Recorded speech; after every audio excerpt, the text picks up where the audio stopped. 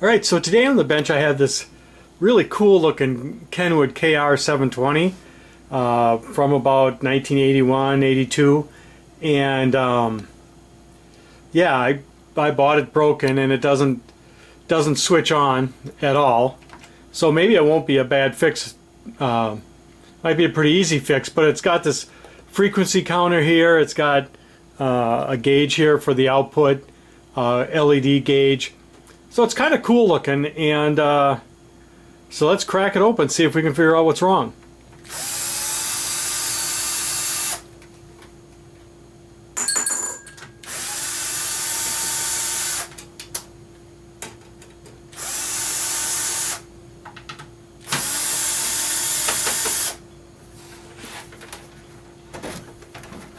It's nice and heavy too.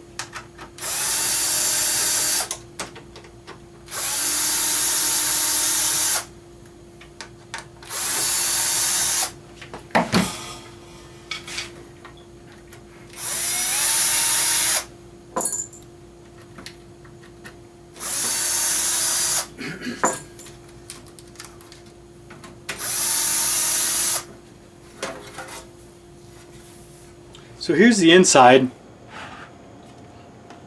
It looks like I think that's the frequency counter back there.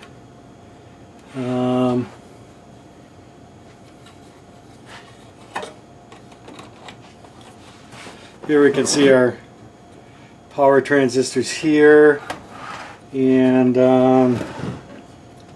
here and here. That's kind of a strange configuration.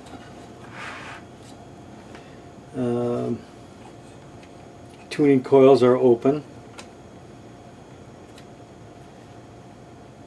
I don't know, so I guess the first thing would be checking the fuse. Okay, that's going to be a problem. There is no fuse. What happened to it? It's missing the fuse, so let me see if I can find one.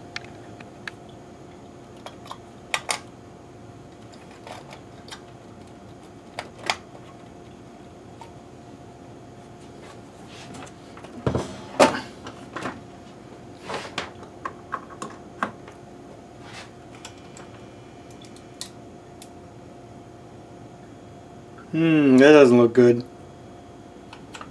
Yeah, so we blew our fuse. I could smell something kind of hot.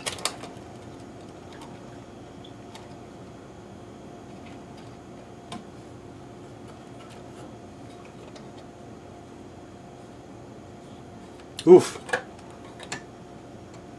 Yeah, our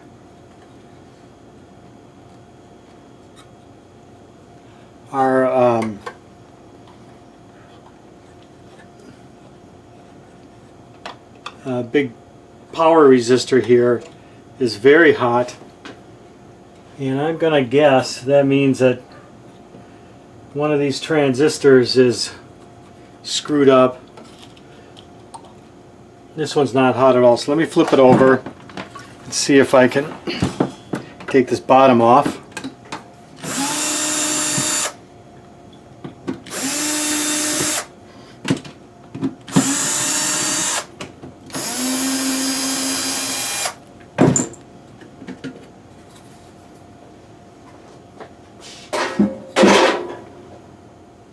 Okay, so to check these big power transistors, here's the good side. I can put my meter in diode mode, just check, get about 0.6 volts across, and 0.6 volts across, a little less because of the circuitry around it.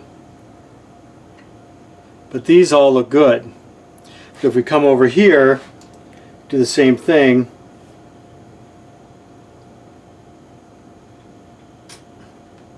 We got problemos.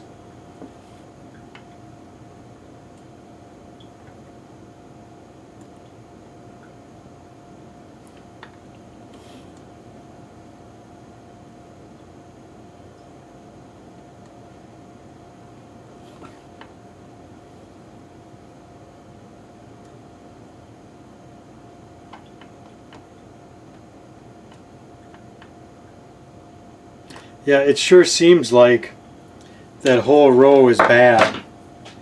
Let me flip that over.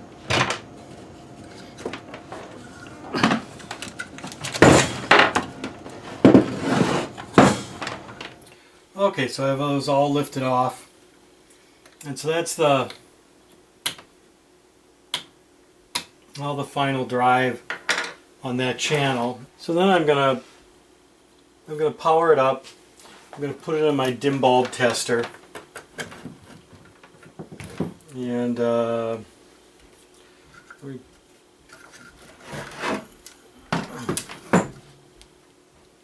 don't have that many of these fuses.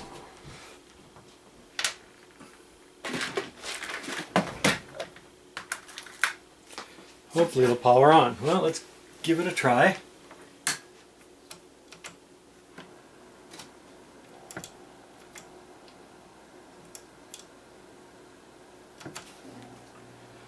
Yeah, it looks like we're drawing an awful lot of current for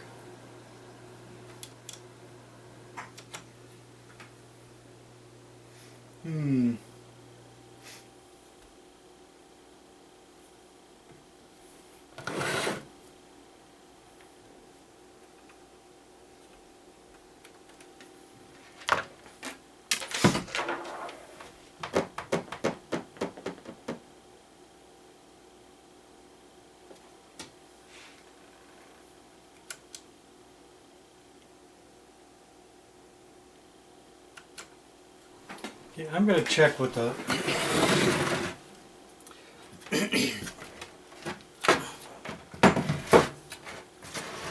I'm not, so the thing I'm looking at is that it looks like it's not coming up, and it looks like it's drawing a lot of current, but I don't feel anything getting particularly warm.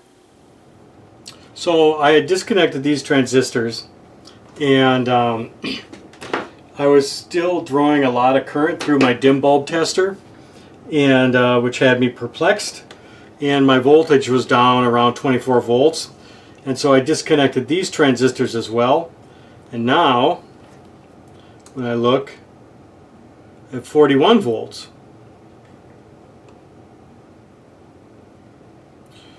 and minus 40 volts. So, and I got the same over here.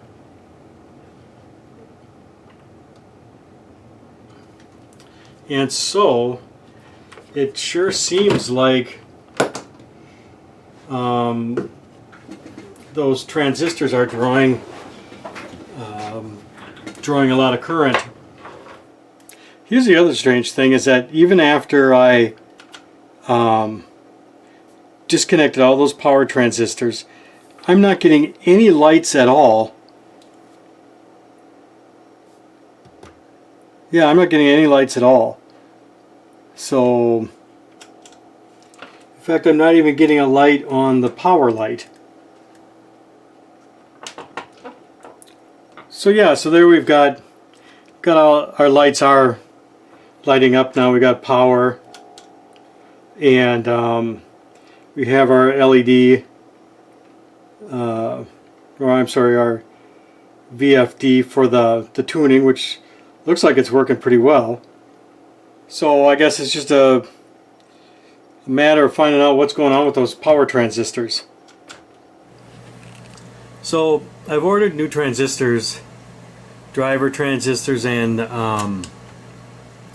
the power transistors for all these and all these, and I just kind of want to take a look to make sure that the signals coming into the driver transistors look decent, and these down here as well,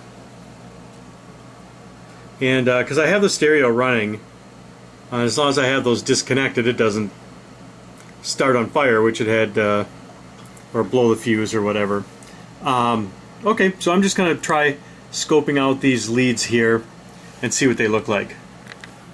Alright, so let's take a look at these down here first.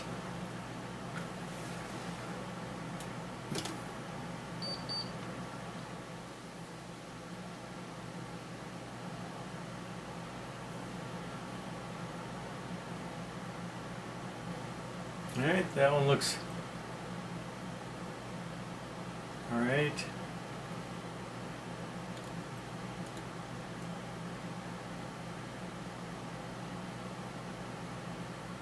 That one looks alright.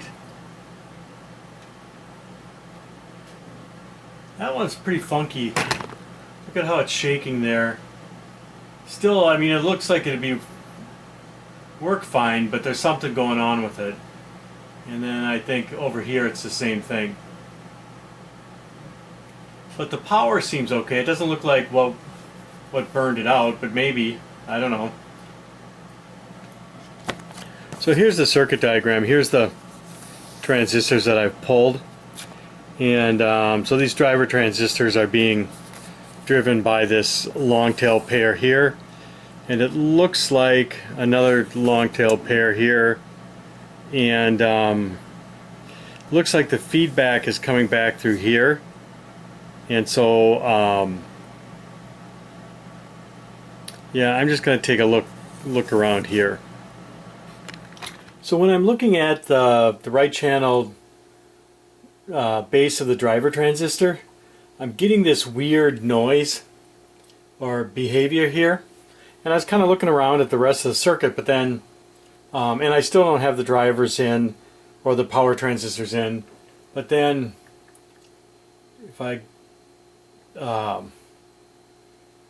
I zoom out a little bit and then stop it,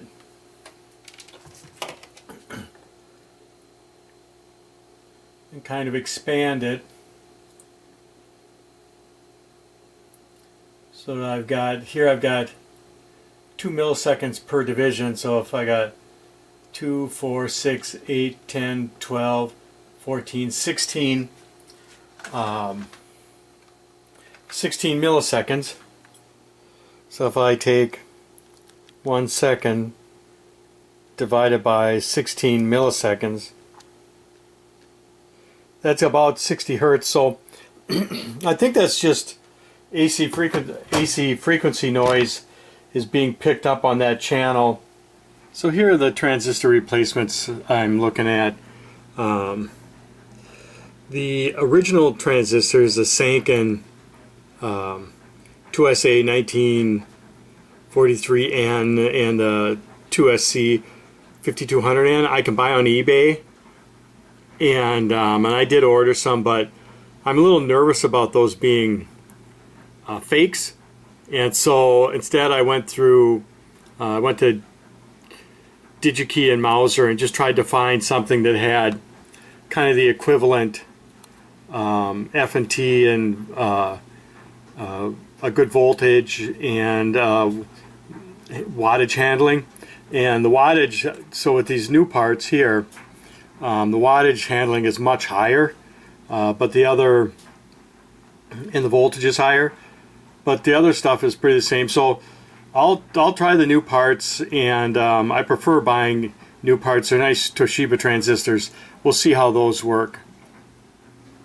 So I'm just going to start over here, and I'm going to pull these transistors and these. I don't know, that's really a half-assed heatsink there. But I'm just going to take them out one by one and replace them one by one. And then when I get the side done, then I'll test the one side first and just see if those replacements I found are going to work. So if we look at these two transistors, if we go from the base to the collector and the emitter, we should have nothing. And here we have a drop of almost a volt. Here we also have a volt. But then if you switch the leads, you should have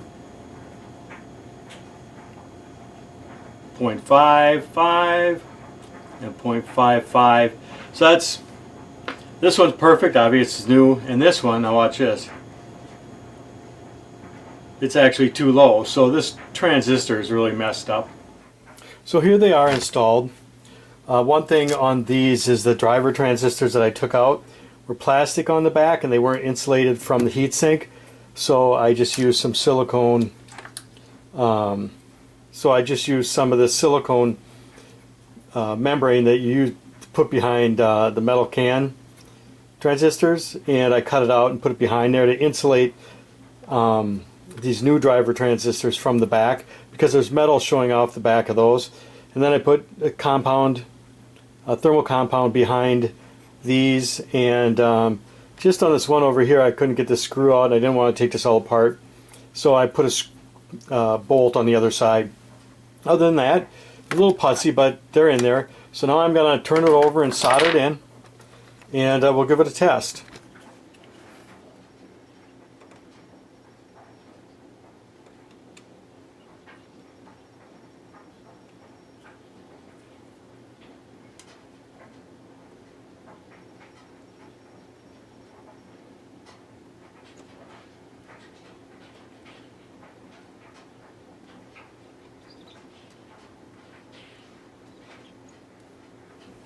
Okay, so we've got the new transistors in here and here, and it looked like these power transistors were good, but the drivers were messed up. We'll look at that in a second. And then over here we got these in, and so there's our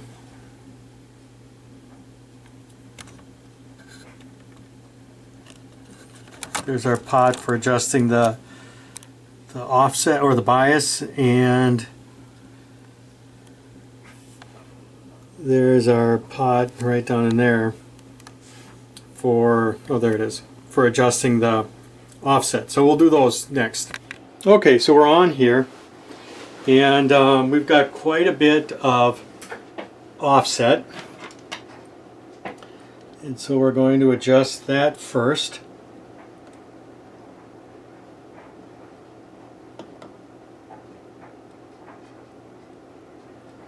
We want that down at 0.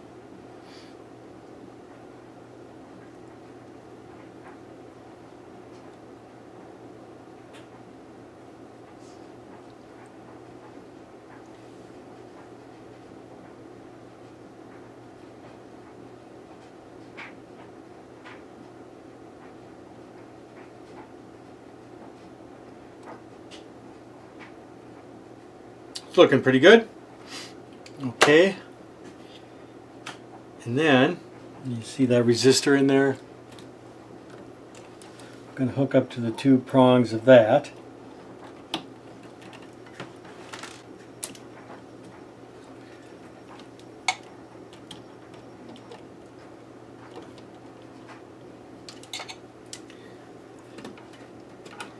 Make sure our volume's down.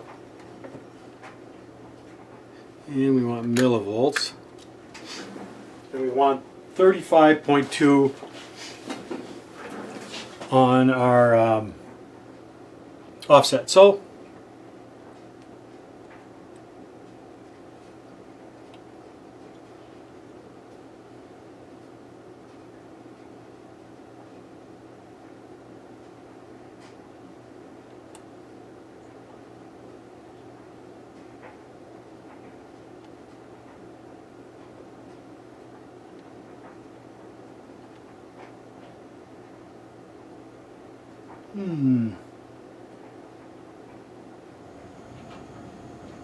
okay, so I'm having problems. I'm trying to set the offset on the left side, and it worked perfect on the right side, but here the most I can get is 9 millivolts, and I need 35 millivolts.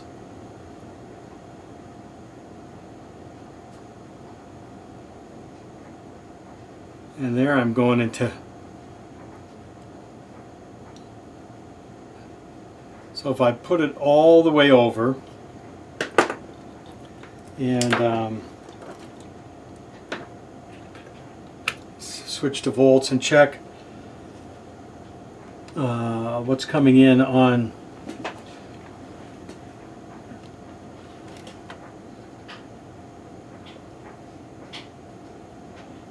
on my if I look at the voltage coming into my driver transistor, I'm getting 0.7. Then over here I'm getting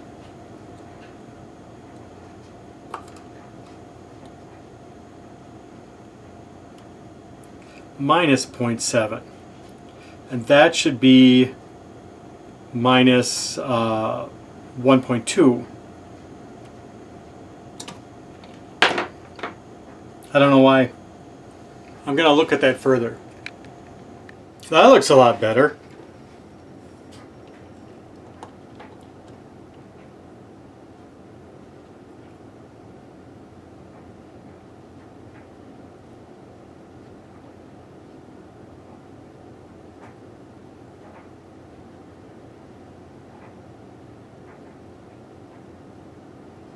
So we set it to 32.5.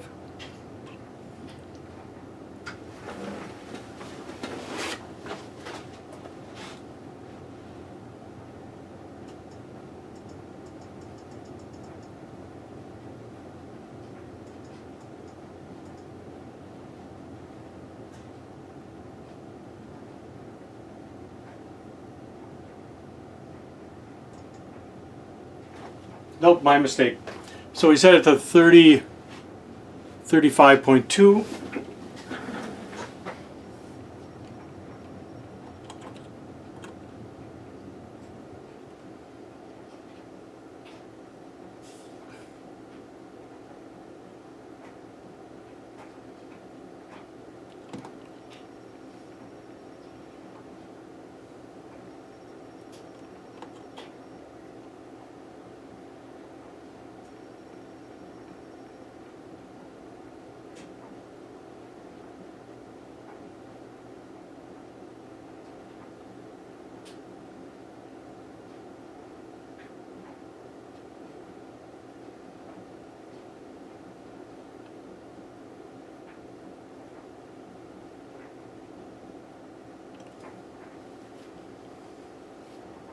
Well, that's looking pretty good.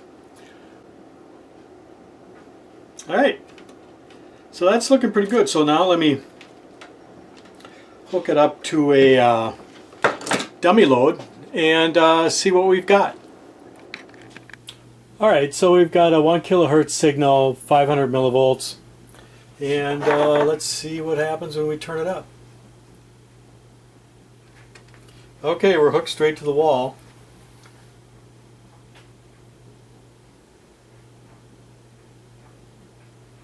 So about 20 volts RMS going out. The signal looks nice and clean. I've gotta clean that volume pot because that's terrible. But it looks like that channel's putting out nice and clean.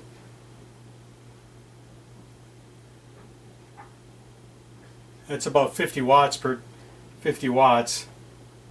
I can feel the heat sinks warming up. So I'm going to turn it down. There, it looks like we're sounding all right. With 22 colors, including on-trend grays, Pergo Outlast Plus can fit any style, in any room, beautifully, and resist water. Get Pergo Outlast Plus starting at just $279 a square foot at the #1 Pergo limited flooring retailer, the Home Depot.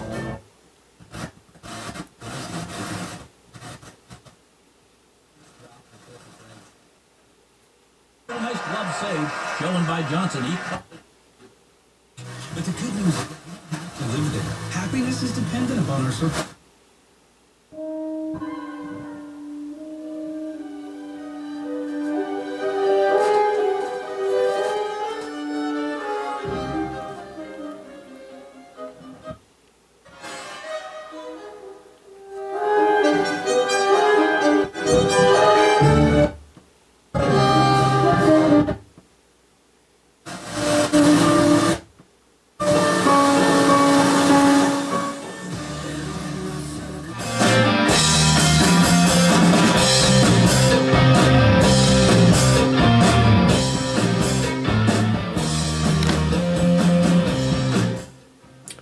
I don't know. I don't have any of the capacitors changed out. That's all the originals. It sounds alright though.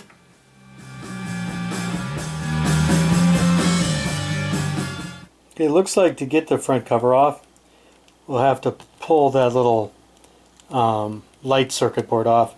But I'm just going to pull those little clips back and we'll see how that works. That's not good. Looks like I broke the end of that LED off. Well, I don't know. So I am able to kind of tip this up enough that I'll be able to get some deoxit in there and clean up that volume pot.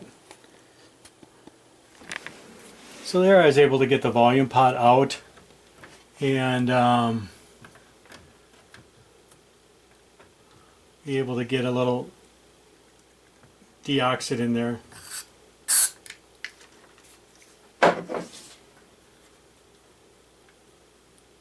While I have this out for cleaning, this is the base, I'm going to check these two capacitors here. So it doesn't look like our power, I mean, if I look up here, cranking my power way up, and I look here, I'm not seeing these indicators moving at all.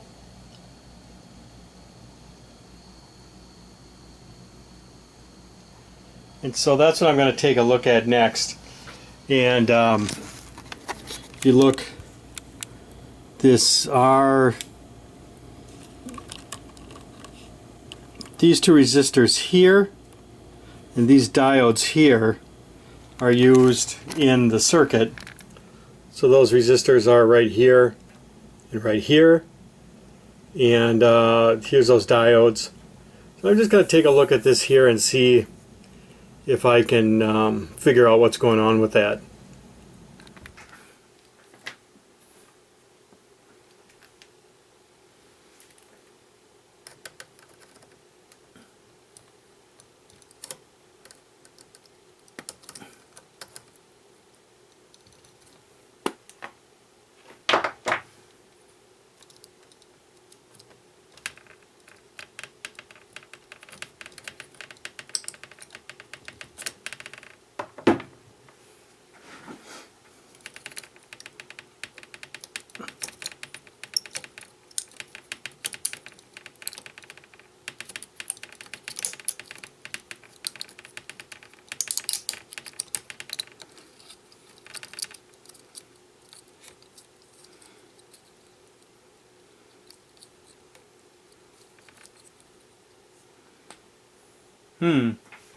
Well, it came out. I guess I should have checked it while I was in there.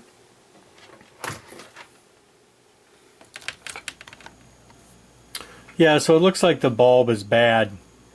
Yeah,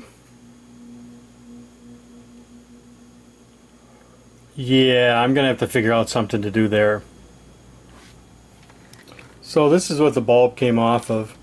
I've got this I bought. It's an 8 volt fuse type light. I'm going to try taking these ends off and seeing if I can fit that onto here and then into here. And it's an 8 volt light, but I don't know if there's enough current kind of going through that circuit to yeah, I don't know what's going to come out the other end. That bulb was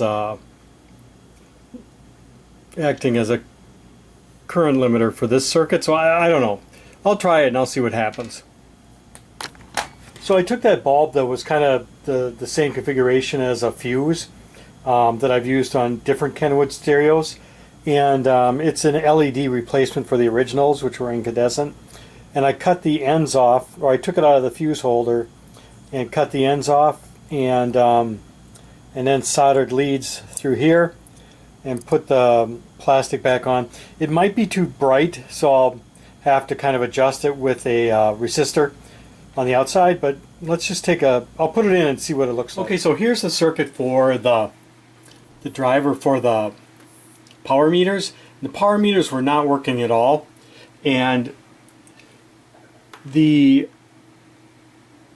here you have kind of a transistor that's kind of used as a a buffer for the ground. I don't fully understand it, but coming up through here is the tail side of the indicator light that's on the panel. And I replaced the light, but I didn't have an incandescent that worked for it, so I replaced it, as I showed earlier, with the LED. And these meters are not showing correctly, so let me show you what I did to kind of fix the problem. And yeah, let me show you what I did to fix the problem.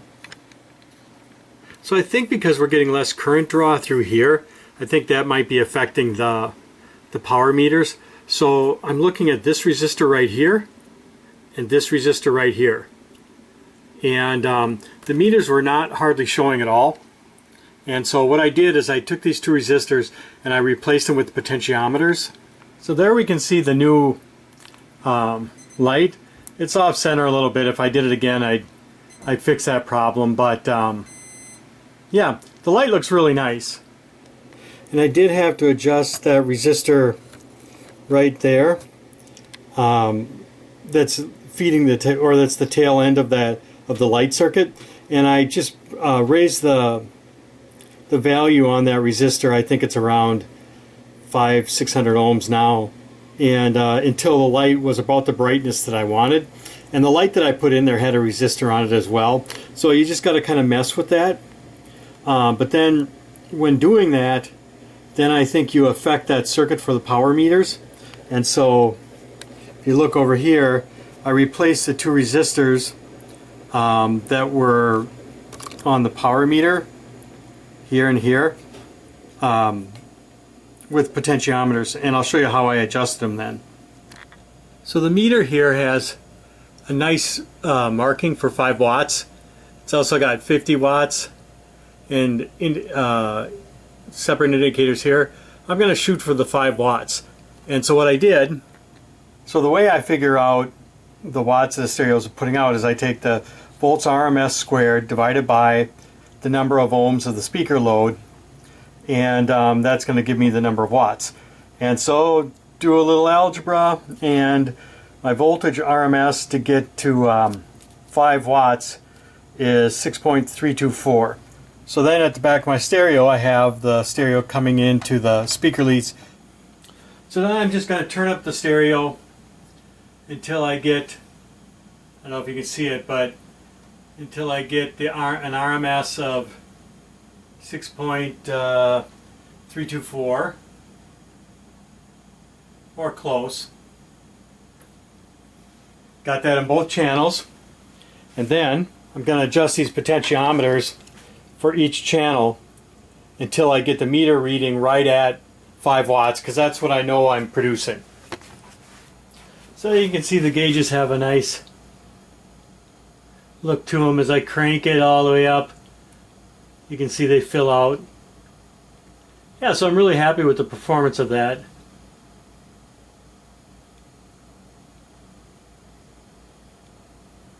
Yeah, I think they look pretty nice. You know, I'm seeing the current, or I'm seeing the bias current on this one channel. It seemed to be running kind of warm, and I noticed that the bias current is changing. I can set it, it'll be perfect, and then all of a sudden it drops down. And if we look right here, there's some cold solder joints in here, and I've fixed cold solder joints all through here. And so if you have the stereo, I'd take a close look at everything. Yeah, so some of those biasing problems where you're just falling out of bias is this was a cold solder joint on this resistor here. Okay, so I'm just going through the first part of the alignment, which is checking the discriminator, set it to 95 megahertz, which I've got. Have it in mono. And then if we look at, yeah, we're right at 95. And what they say to do is to put it so that turn the dial so you've got the same amount of distortion on the top.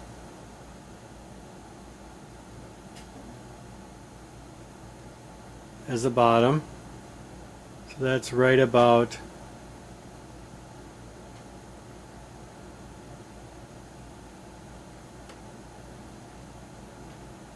there.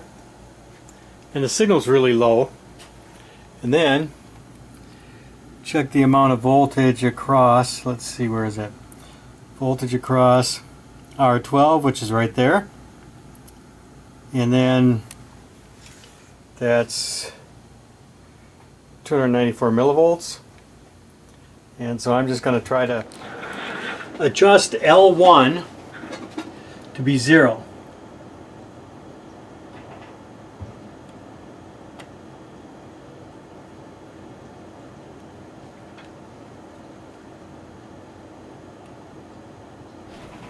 So now we're looking at L2, and we're going to adjust it for minimum distortion.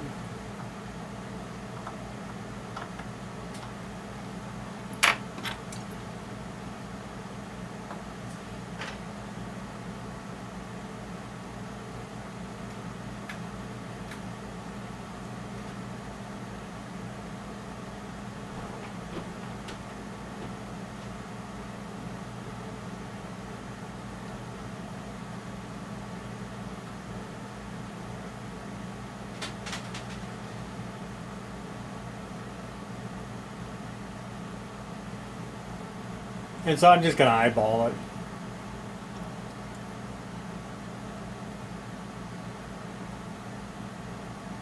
Huh.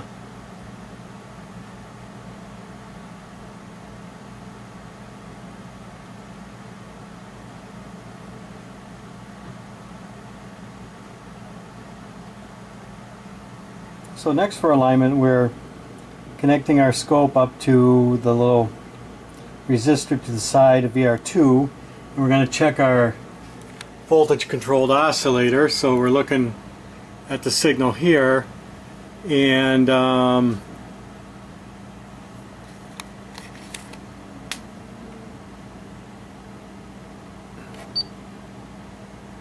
the frequency is 73, 74.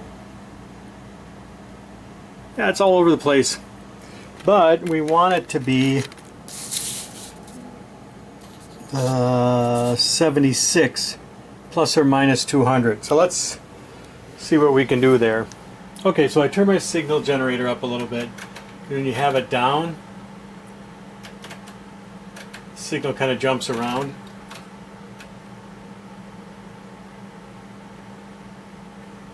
And we want it to be 76. It's very close.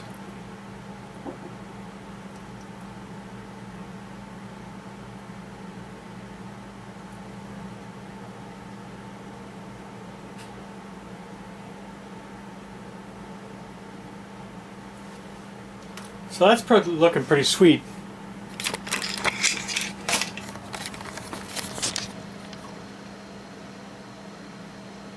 .0038.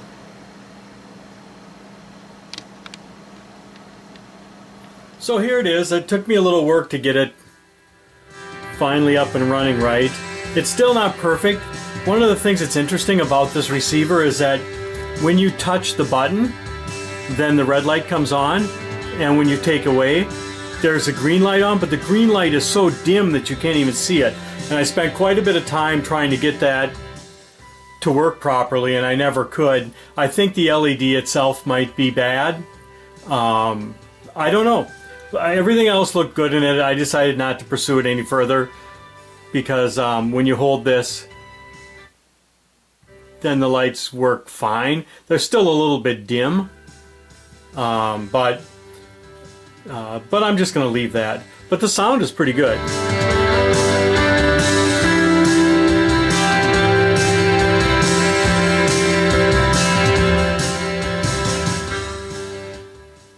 And it puts out the 50 watts it claims to put out too.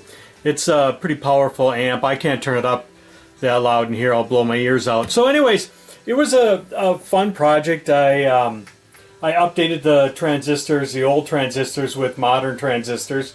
Nice Toshiba transistors. And they seem to work great. What else can I tell you about it?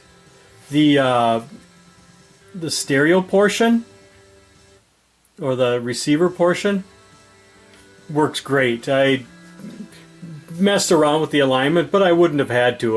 The alignment was in pretty good condition, and yeah, I did have to clean all the controls. And so I don't know, I like the stereo a lot. It was kind of fun to work on. It's not too hard to work on. The circuits are pretty straightforward, and so I hope it helps, and enjoy. If you liked the video, please hit subscribe. Thank you. Bye.